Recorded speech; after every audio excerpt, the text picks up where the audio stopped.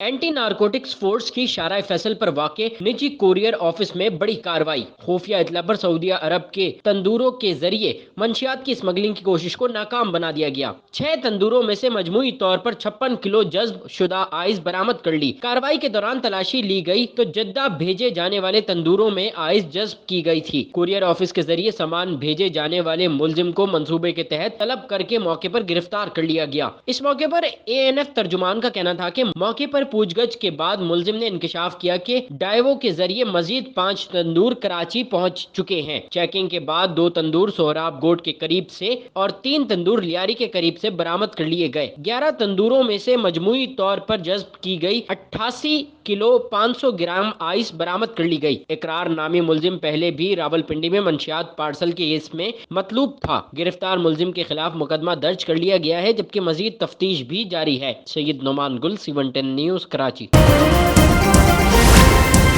C110 news, خبر کی اصل خبر۔